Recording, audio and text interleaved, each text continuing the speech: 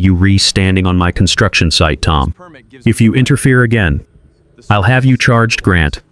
Holloway said it while his crew was setting fence posts 11 feet inside my property line. The land was not empty. Dirt. It was the side yard my father graded by hand in 1978. The access strip I used to reach my garage. And the old maple tree my mother planted the year I came home from the hospital. I did not yell. I asked for the survey. Grant laughed and pointed at an old broken garden fence. What he did not know was that the county plat, my deed, the original corner pins, and a certified boundary survey filed into the county permit record were about to prove the fence, the driveway extension, and the retaining wall were all on my land. Here is what that meant in plain terms. Grant did not build near my property line.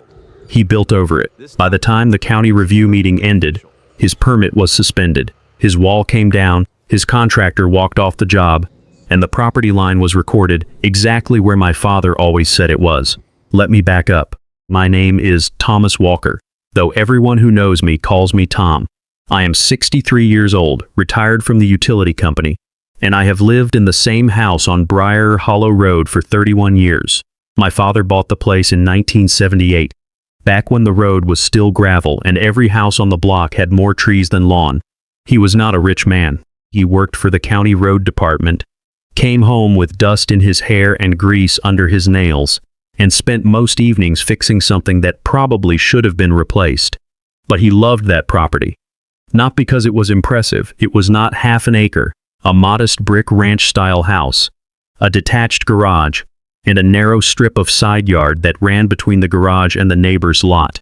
To anybody else, that strip probably looked like nothing. To my father it mattered.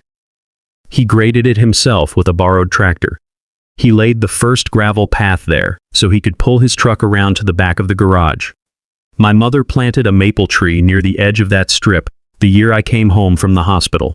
Every fall, that tree dropped red leaves across the gravel, and every fall my father would rake them into the same pile, while pretending he was annoyed by it.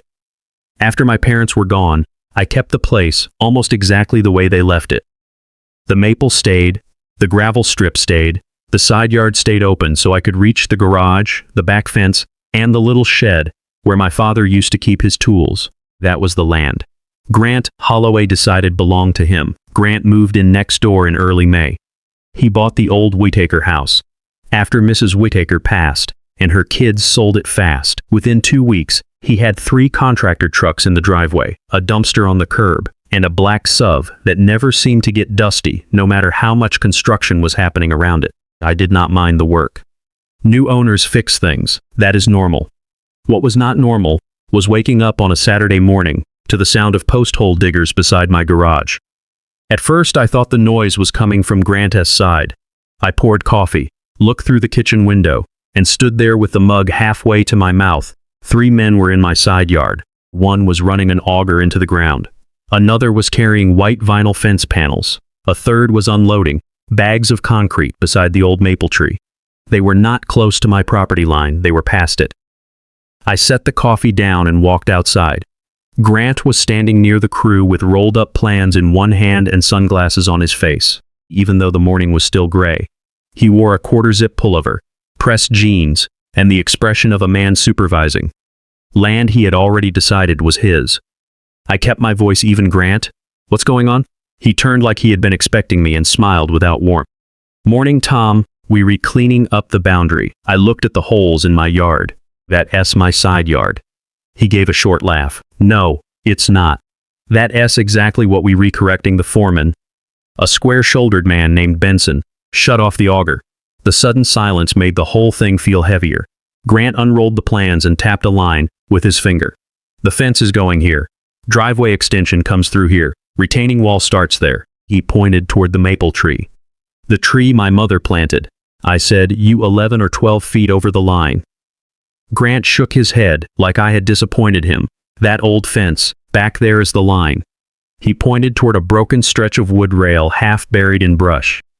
Near the back corner, my father had built that little garden fence in the 80s to keep deer out of my mother's tomatoes. It had never marked a property boundary. It did not even run straight. That was a garden fence, I said. Not a boundary fence. Grant smiled wider. That sounds like a family story, not a legal document. I looked at his crew, then back at him. Do you have a survey? I have a permit, he said it, like that ended the conversation. Then he pulled a laminated county permit card from the folder and held it up just high enough for me to see the seal. Residential fence, driveway extension, retaining wall approved. A permit does not move a property line, I said. Grant lowered the card. It means the county approved my project. It means the county approved what you submitted. If what you submitted crosses onto my land, that's a problem. His expression changed. Not much, just enough that I saw the smile turn into something harder. Standing on my construction site, Tom. If you interfere again, I'll have you charged. That was the first threat. He delivered it calmly, which almost made it worse. I had dealt with enough angry property owners during my utility years to know the type. Some people yell because they are upset. Others stay calm because they think calm makes them sound official. Grant was the second kind. I took out my phone and photographed the post holes.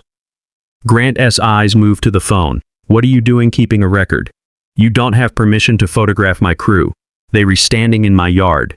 Benson looked down at his boots like he had suddenly become interested in the soil. Grant stepped closer. I am trying to improve both properties. That strip has been neglected for years.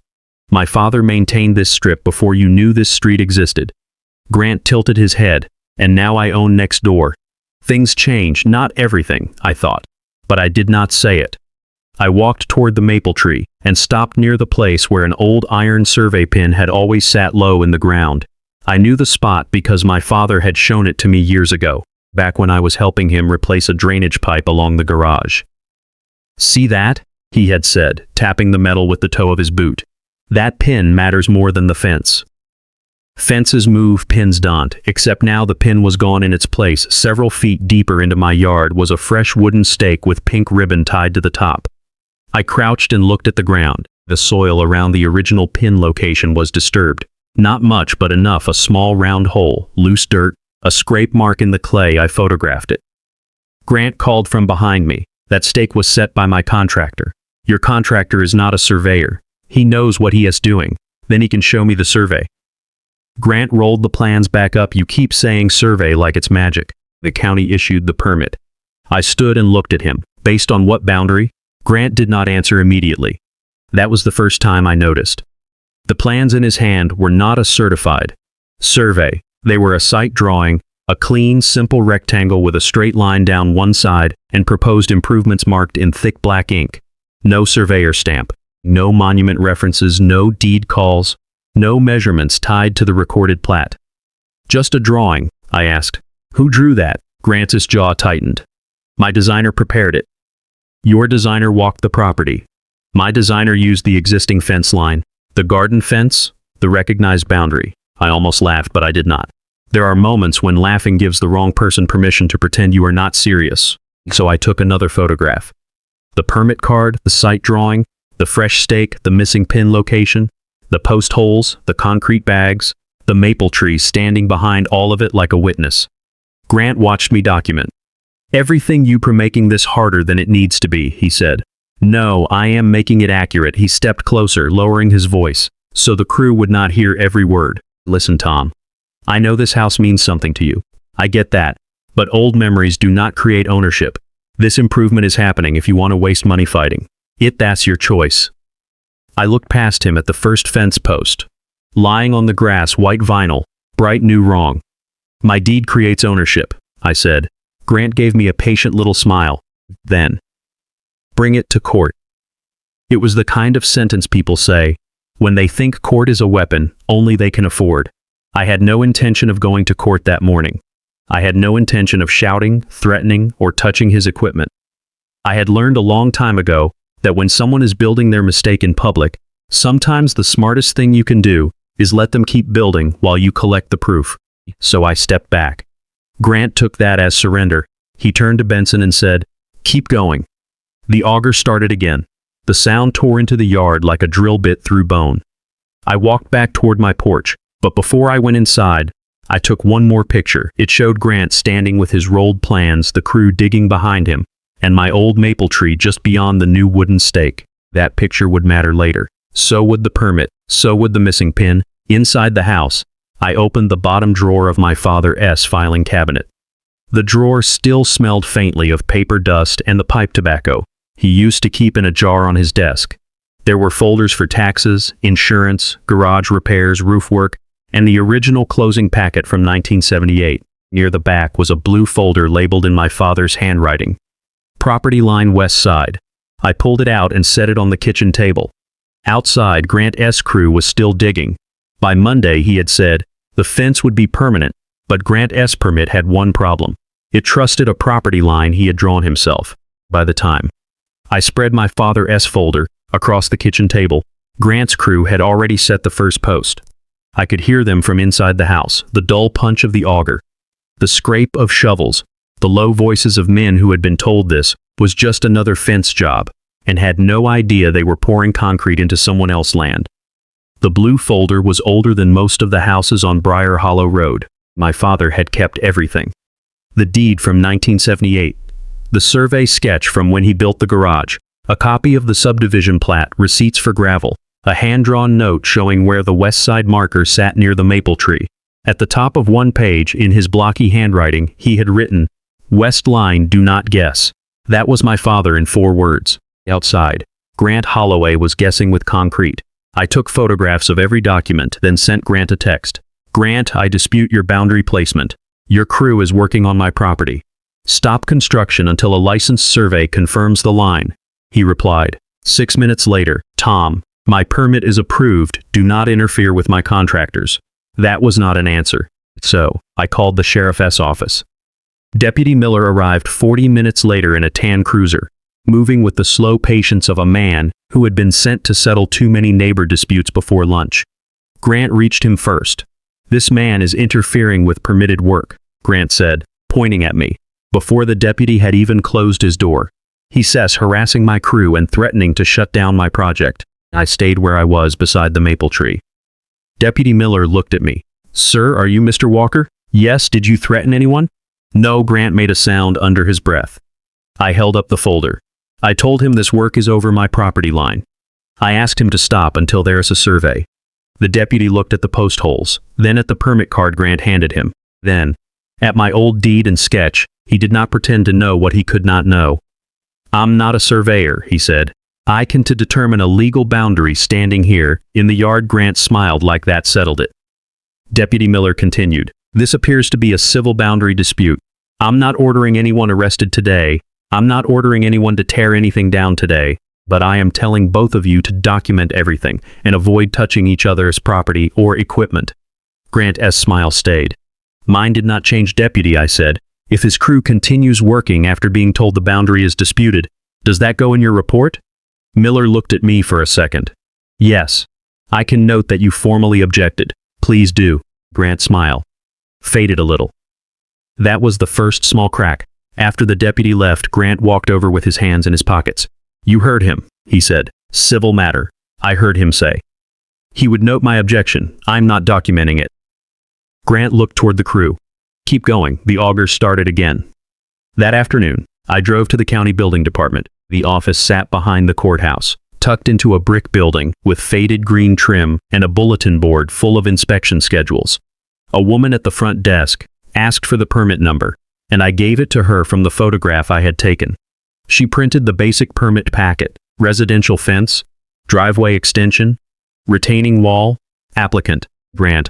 Holloway. Attached was the site plan I had seen in his hand. Clean lines, simple labels, no surveyor's stamp. Then I saw the owner certification page. Grant had signed under a statement that read, "All proposed work is located within onerous property boundaries."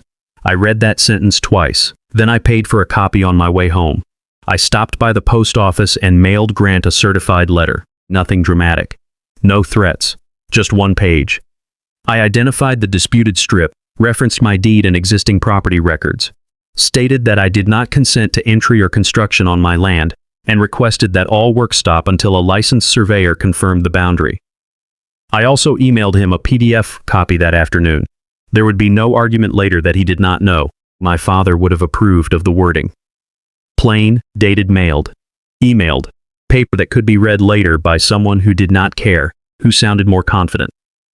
The next morning the pressure started. A contractor trailer appeared partly across my gravel access strip, close enough that I could not pull my old utility trailer around the garage. Then orange plastic construction fencing went up between two temporary stakes, cutting across the side path my father had laid decades earlier. I walked outside and looked at it. Grant was standing near his SUV, talking on his phone. He saw me and covered the microphone. "Safety barrier," he said. "It blocks my garage access. It blocks a construction zone. My construction zone or yours?" He put the phone back to his ear and turned away. That afternoon, Mrs. Ruth Calhoun from 2 houses down, Walt, stopped by while I was measuring the distance from the maple tree to the garage wall. Ruth was 76, sharp as a roofing nail, and had lived on Briar Hollow longer than I had. "I heard you were giving the new man trouble," she said. I glanced up. "Is that what he's saying?" He told Carol. "You were trying to stop him from improving a neglected boundary." I looked at the orange fence. "My father graded this strip in 1978, Ruth's expression changed. "I remember," she said. "Your mother planted that maple the same spring.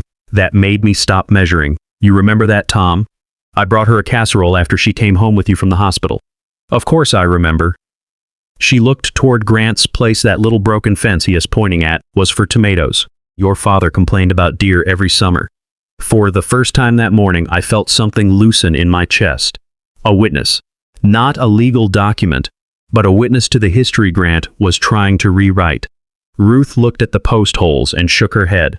"Men like that always find the oldest piece of wood in a yard and call it proof." I wrote that down after she left. Bowen. The next afternoon, a letter arrived by courier. Grant had hired an attorney. The letter accused me of interfering with lawful permitted construction, creating delay damages, and making unsupported boundary claims. It also said the old fence line had been recognized and treated as the practical boundary for many years. There it was, not a full adverse possession claim, but the shadow of one. A legal-sounding threat, meant to scare a man into surrendering land before anyone measured it. I sat at the kitchen table with the letter beside my father's folder and read it slowly. Grant had owned that house for 8 months. My father had owned mine before. Grant was old enough to sign a mortgage. No court was going to hand him my side yard because he liked the location of a rotten tomato fence. But I still did not call him. I still did not shout across the driveway. I made another tab in the folder. Attorney letter boundary pressure. The next morning, before sunrise, I checked the garage. Camera. I had installed it 3 years earlier after someone stole a chainsaw from my shed. It pointed down the side yard toward the maple tree and caught most of the west strip. I was not expecting much. Maybe the crew unloading materials. Maybe Grant walking around with his plans instead. I found the clip from Saturday morning. At 7:42, one of Grant's workers walked toward the maple tree, carrying a bucket and a pry bar. He stopped at the exact spot where my father's old pin had been. He looked back toward Grant's driveway. Then he bent down. For almost 30 seconds, his body blocked the camera's view. When he stood up, something dark and narrow was in his hand. He dropped it into the bucket. Then he walked several feet deeper into my yard and hammered in the new wooden stake with pink ribbon. I watched the clip 3 times. Then I saved it to my computer.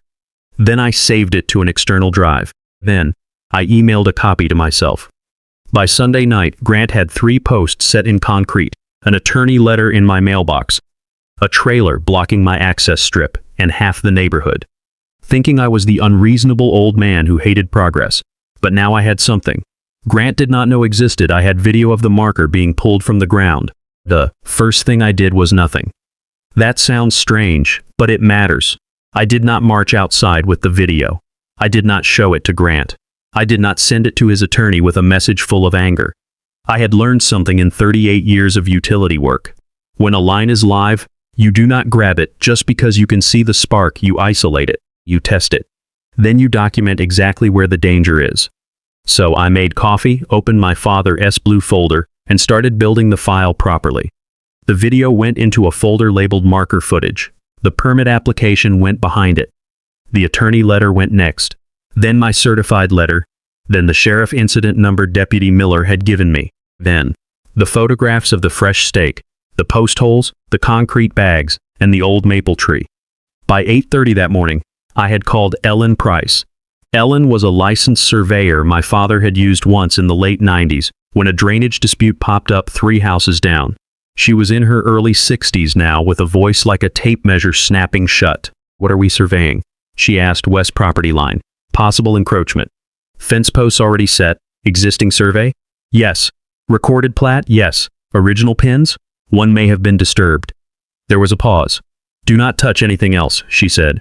"I haven't tea good. Send me the deed, the old survey, the plat, and photos of the site. I can be there tomorrow morning." I sent everything within 20 minutes. Then I drove to the county recorder's office. The building smelled like old paper and floor wax, the way government buildings do when nobody has updated the carpet since the first Bush administration. I asked for certified copies of my deed, the subdivision plat, and the old garage permit file from when my father expanded the detached garage in 1991. The clerk found the deed first. Walker, Harold, and Elaine, purchased 1978. Then the transfer to me after my mother passed. The legal description had not changed. The plat showed the west boundary running beyond the maple tree, then straight toward the rear monument near the drainage ditch. The old garden fence Grant kept pointing at did not appear anywhere, because garden fences do not become property lines just because a confident man likes where they sit. The garage permit file mattered too. My father had filed a site sketch when he added the back bay. It showed a 12-foot access strip between the garage and the west boundary. That strip was the same strip Grant was blocking with his contractor trailer. I paid for certified copies of all of it. Paper has a weight when it is certified. Not much a stamp, a seal, a signature, but somehow it feels different in your hand. Like the county is saying, this is not memory. This is the record. When I got home, Grant's crew was gone for the day. The fence posts stood in wet concrete, bright white against the grass. Grant was in his driveway, talking to someone on speakerphone. He saw the folder under my arm and gave me that same patient smile. "Still chasing old paperwork?" he called. I looked at him. "New copies." He laughed once and turned away. That was fine. The next morning, Ellen Price arrived at 7:15 in a white survey truck with her company name on the door and equipment cases in the back. She did not waste words. She walked the line once without setting anything up. She looked at the maple tree, the new wooden stake, the old garden fence, the fence posts, and the trailer blocking my access strip. Then she said, "Show me where the old pin was." I pointed to the disturbed soil near the tree. She crouched, looked at the ground, and did not touch it. "That hole is recent." "I have video good." Grant came out halfway through her setup. "What's this?" he asked. Ellen looked up from the tripod boundary survey. Grant folded his arms. "I already have a permit," Ellen said. "That is not what?" I asked. "I didn't ask you anything." "No," she said calmly, "and I am still going to measure." Grant looked at me. "You're wasting money." "Tom," I said. "Then the survey will prove that." He had no answer for that. Ellen worked for almost 5 hours. She found the front corner monument near Strothers, buried under 2 inches of soil but intact.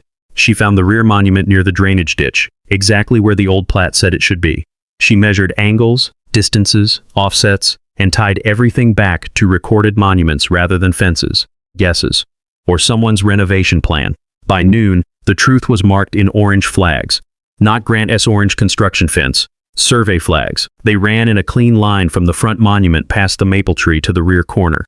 Grant's first 3 fence posts were not close. They were inside my land. The nearest one was 8.6 feet over. The deepest was 11.9. Wow. The gravel base for the driveway extension crossed even farther near the back. The retaining wall footing sat almost completely on my side. Ellen stood beside the maple tree and pointed to the flags. "That is the boundary according to the deed, the recorded plat, and the monuments still in place." Benson had returned by then. He stood beside his truck with his arms loose at his sides, staring at the flags like they had just changed the weather.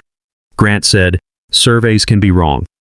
Ellen looked at him. "That is why licensed surveyors tie them to recorded monuments and deed calls, not broken garden fences." Benson turned to Grant. "You told me the boundary was verified." Grant's face tightened. "It was by who?" Grant did not answer that afternoon. Ellen emailed me a preliminary copy of the survey. The certified version would take 2 days, but the measurements were clear enough to send to the county building department. I attached the preliminary survey, my certified deed, the plat, photographs, and Grant's permit application to an email addressed to Inspector Dale Mercer. Subject line: Boundary dispute affecting permit BH4172. I wrote simply, Mr. Mercer, the attached documents indicate that permitted work for the Holloway property may be located on my parcel. I am requesting review of the permit file and work location. No accusations, no insults, just documents. Dale called me the next morning. His voice sounded like he had already had one bad cup of coffee and expected two more. Mr. Walker, I reviewed the materials you sent. I need to come look at the site. When today Dale arrived at 1:30 in a county vehicle. Grant came out immediately, carrying his permit folder like a shield. Dale listened to both of us. He checked the permit card. He looked at the site plan. He looked at the survey flags. Then he asked Grant a very simple question. Was this site plan prepared from a current survey? Grant said, it was prepared by my designer. That is not what I asked. Grant's attorney had apparently taught him not to answer questions directly. Dale walked the flagged line with Ellen's preliminary survey in hand. He did not decide ownership like a judge. He said that twice the county does not settle title disputes in the field. Then he looked at Grant's fence posts. But we do enforce permits based on accurate site information. He pointed to the owner certification page. You signed that all proposed work was within your property boundaries. Grant said, based on the existing fence line. Dale looked at the broken garden fence in the brush. That fence is not on the submitted site plan. Grant said nothing. Dale wrote for a moment on a clipboard, then tore off a yellow sheet. Temporary stop work order. All work under permit, BH4172, was suspended pending boundary review and submission of a corrected site plan. Grant stared at the paper. You re-shutting down my project because of his survey? Dale's voice stayed flat. I am suspending work because the permitted improvements appear to conflict with the property boundary shown in the documents provided. That was the first time Grant did not have a smooth reply. The certified survey arrived 2 days later. Ellen had stamped it, signed it, and submitted a copy to the county for the permit review file. The map showed the encroachments clearly, with measurements tied to each post, the gravel base and the retaining wall footing. I read the conclusion twice. The constructed improvements associated with the Holloway permit extend across the recorded boundary and onto the Walker parcel. Here is what that meant in plain terms. Grant's permit allowed him to build on his land. The survey proved he was building on mine. That should have been enough to make a reasonable man stop. Grant was not there yet, because when I requested the expanded digital permit history, the last page gave me the piece I had not known I needed. It was not part of the original approval packet. It was a supplemental site confirmation Grant had uploaded Monday morning to keep the retaining wall footing inspection. Active. A checkbox near the bottom read, no known boundary dispute affecting proposed work. Grant had checked it. The date beside his signature was Monday, 2 days after my text. 2 days after Deputy Miller's report. 2 days after I had emailed him my written boundary objection. The certified letter was still in the mail, but Grant did not need that envelope to know. There was a dispute. He had replied to the text himself. I sat at my kitchen table with the permit file in front of me, the survey beside it, in my father's blue folder, open to his handwritten note. Westline, do not guess. Grant had not guessed. By then he had been warned, and he signed the form anyway. The county review meeting was scheduled for the following Thursday at 10 in the morning.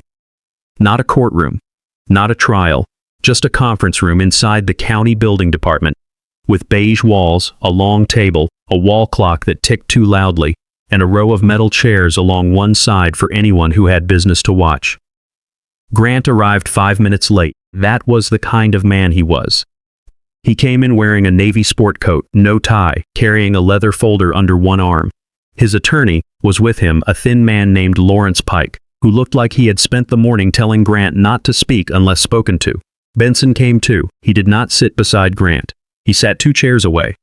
That told me something before anyone said a word. I arrived with my binder, the certified survey, the old deed, the 1984 survey, the garage permit file, the subdivision plat, Grant's permit application, Deputy Miller's incident number, and a flash drive containing the garage camera footage. Ellen Price sat beside me. She had one folder. That was all she needed. Inspector Dale Mercer opened the meeting by sliding Grant's permit file onto the table. We here to review permit BH4172, he said. residential fence, driveway extension, and retaining wall at the Holloway property. The question today is not whether the fence is attractive, whether the project improves value, or whether the neighbors like each other. He looked at Grant when he said that. The question is whether the permitted work matches the submitted site plan, and whether the submitted site plan accurately placed the work on the applicant's property. Grant's attorney gave a polite nod. We understand, Inspector. Our position is that Mr. Holloway relied on a long-recognized boundary line. Dale looked down at the file. The old garden fence? Pike folded his hands. The existing fence line. Yes. Ellen did not move. I opened my binder. Grant leaned back, arms crossed. He still looked annoyed more than worried. His attorney started with photographs. He showed the room, the broken garden fence near the brush, the old rails, the weeds, the angle where it disappeared behind the maple tree. This fence has existed for decades, Pike said. Mr. Holloway had every reason to believe it represented the practical boundary between the two lots. I waited. That was important. People who lie with confidence expect you to interrupt. They expect anger. They expect emotion. They can point to later. I gave him paper instead. When Dale turned to me, I placed the deed on the table first. This is the Walker deed certified copy. Then the subdivision plat. This is the recorded plat. Then the 1984 survey my father had kept. This is the older survey tied to the same boundary. Then the garage permit file. This shows the 12-foot access strip beside my garage, the same strip currently blocked by Mr. Holloway's trailer and construction fence. Grant's jaw moved. Once I kept... This is the current certified survey by Ellen Price, submitted to the county permit review file 3 days ago. Dale slid the survey toward himself and studied it. Ellen spoke for the first time. The old garden fence does not match the deed calls. It does not match the recorded plat. It does not connect to the original monuments. It runs irregularly because it was not built as a boundary fence. Grant scoffed. With respect, surveyors can disagree. Ellen looked at him. Surveyors can disagree about interpretation when evidence conflicts. Here, the evidence does not conflict. The monuments, plat, deed, and prior survey all place the boundary in the same location. She pointed to the survey. The fence posts are between 8.6 and 11.9 feet inside the Walker parcel. The gravel base crosses the line. The retaining wall footing crosses the line. Benson lowered his eyes. Dale turned to him. Mr. Benson, did you verify the boundary independently before setting posts? Benson cleared his throat. I relied on the site plan provided by Mr. Holloway. Grant turned sharply. That is not what happened. Benson looked at him, then at Dale. I was told the boundary had been verified. Dale wrote something down. Then I placed Grant's original permit application on the table. Mr. Holloway signed this owner certification. Dale read the line aloud. All proposed work is located within owner's property boundaries. He looked at Grant. Did you sign this? Grant S., attorney answered. My client signed based on his understanding of the practical boundary. Dale said, that was not my question. Grant S. face tightened. Yes, I signed it. I turned one page. This is my text to Mr. Holloway, sent Saturday morning, stating that I disputed the boundary and that his crew was working on my property. Another page. This is the PDF boundary objection I emailed him that same afternoon. Another page. This is Deputy Miller's incident number, showing the dispute was reported before additional work continued. Then, I placed the supplemental site confirmation beside them. This is the supplemental form Mr. Holloway uploaded Monday morning after those notices. It says there was no known boundary dispute affecting the proposed work. The room went quiet, not dramatic, quiet, administrative, quiet, the kind where every person understands that a document has just said more than the person who signed it wanted it to say. Grant leaned forward. This is ridiculous.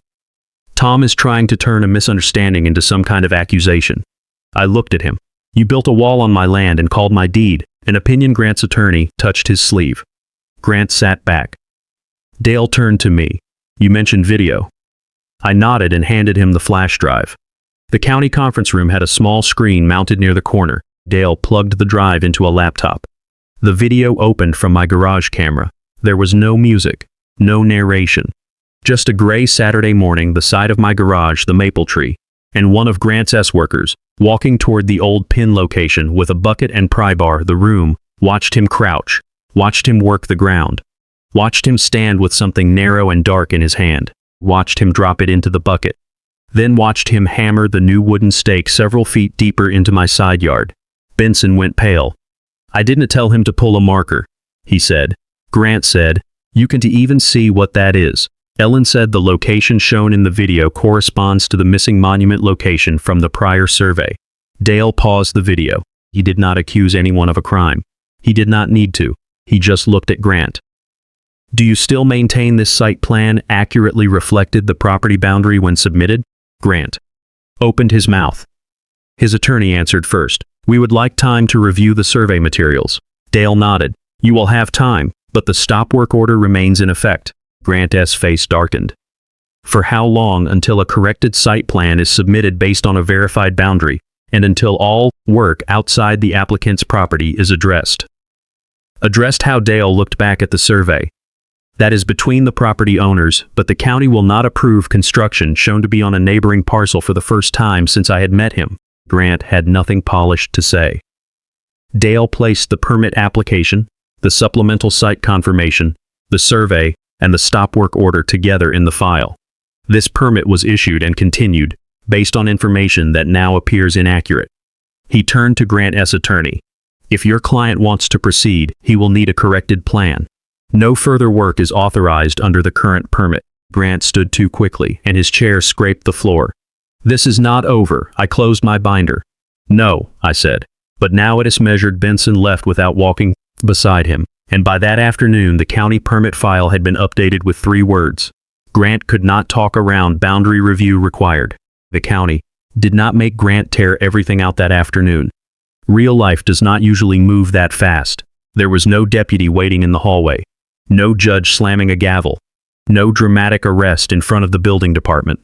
What happened was quieter and more expensive. The stop work order stayed posted on Grant's permit file.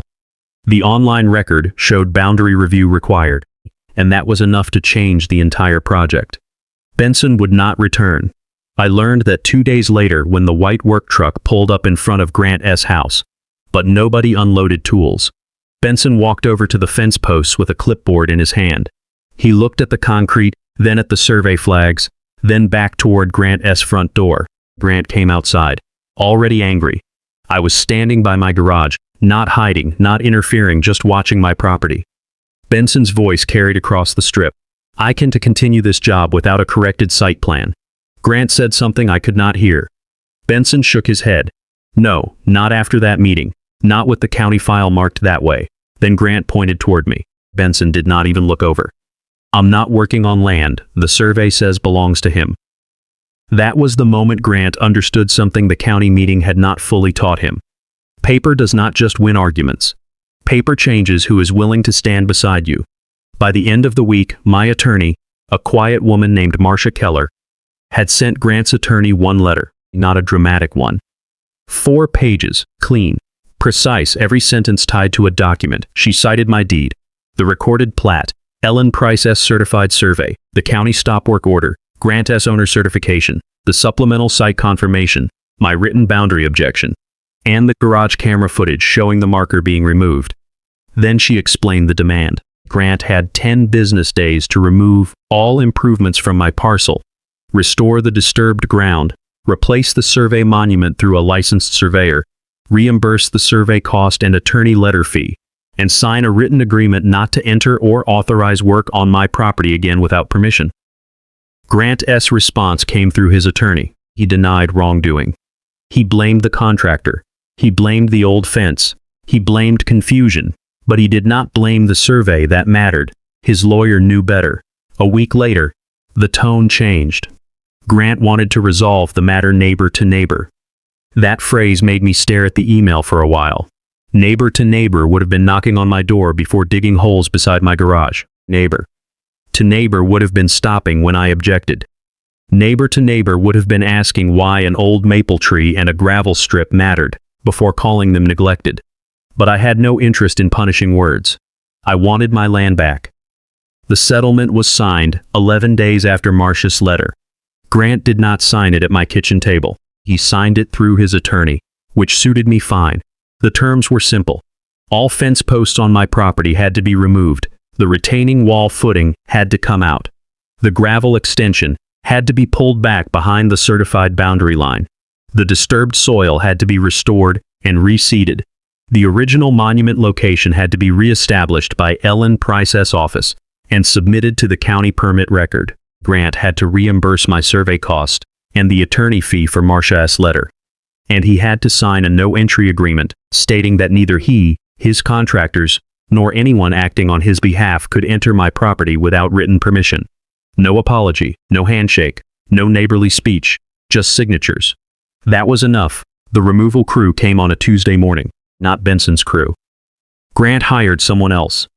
For that part, they arrived quietly, worked carefully, and said almost nothing. They cut the posts low, broke the concrete loose, and lifted the chunks out of the ground one by one. The retaining wall footing came out harder. It had not been finished, but enough stone and base material had been set that the crew had to bring in a small machine to pull it back. I stood near the porch with a cup of coffee and watched. Grant stood in his driveway, with his arms folded. For once he was not smiling.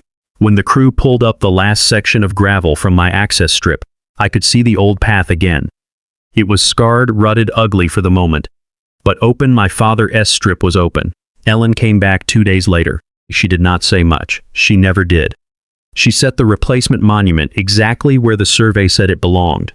Near the maple tree, not where Grant's pink ribbon stake had been. She drove it into the ground with steady blows, then marked it, photographed it, and handed me the updated record. Filed with the permit review package this morning, she said. I looked at the new marker. So this is permanent now? Ellen gave me the closest thing to a smile I ever saw from her. It was permanent before. Now it is harder to lie about. I put that sentence in the binder. The county closed its review 2 weeks later. Grant was allowed to submit a corrected plan, but the new fence had to sit entirely on his side of the line. The driveway extension was reduced. The retaining wall was redesigned.